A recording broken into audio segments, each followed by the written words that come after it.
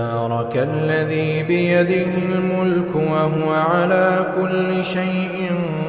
قدير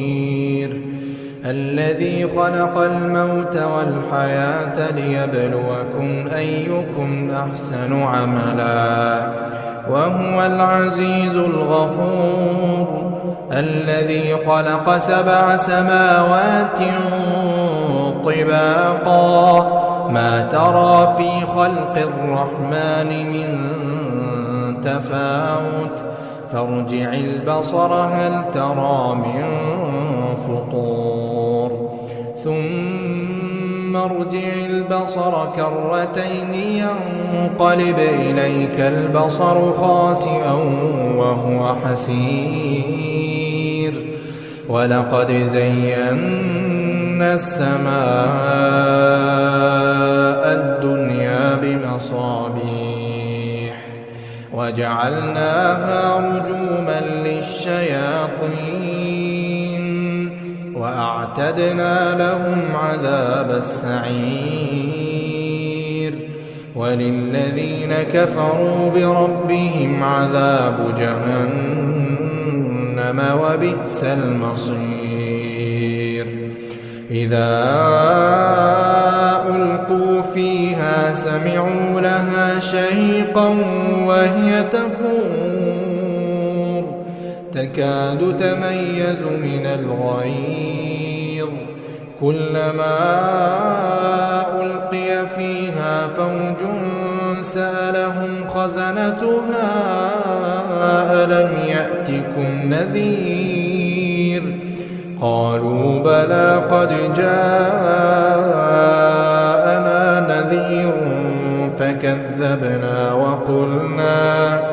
فكذبنا وقلنا ما نزل الله من شيء إن أنتم إلا في ضلال كبير وقالوا لو كنا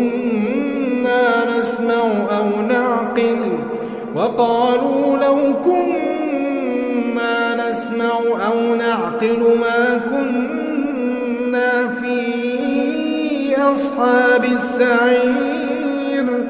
فاعترفوا بذنبهم فسحقا لأصحاب السعير إن الذين يخشون ربهم بالغيب لهم مغفرة وأجر كبير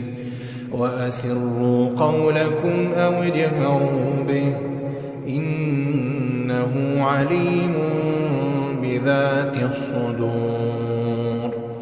ألا يعلم من خلق وهو اللطيف الخبير هو الذي جعل لكم الأرض ذلولا فامشوا في مناكبها وكلوا من رزقه وإليه النشور أأمنتم من في السماء أن يخسف بكم الأرض فإذا هي تمور أم أمنتم من في السماء أن يرسل عليكم حاصبا فستعلمون كيف نذير ولقد كذب الذين من قبلهم فكيف كان نكير أولم يروا إلى الطير فوقهم صافات ويقبضن ما يمسكهن إلا الرحمن إنه بكل شيء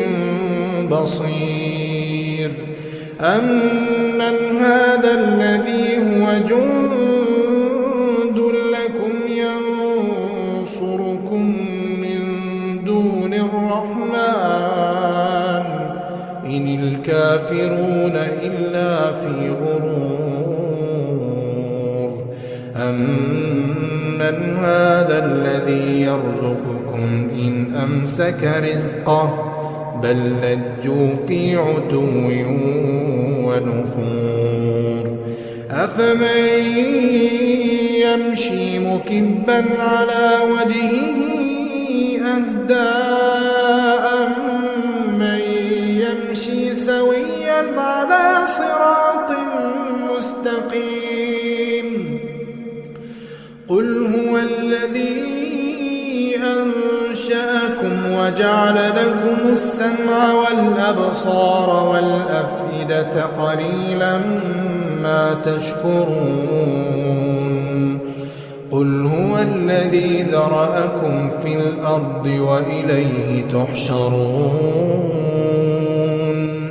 ويقولون متى هذا الوعد إن كنتم صادقين قل إنما العلم عند الله وإنما أنا نذير مبين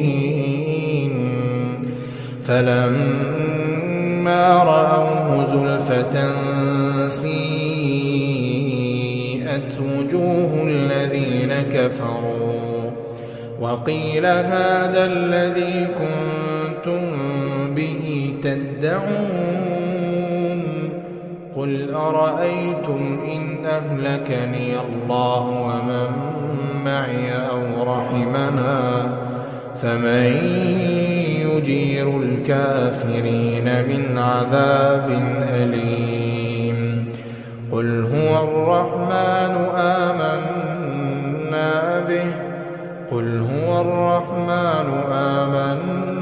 به وعليه توكلنا فستعلمون من هو في ضلال مبين قل أرأيتم إن أصبح ماؤكم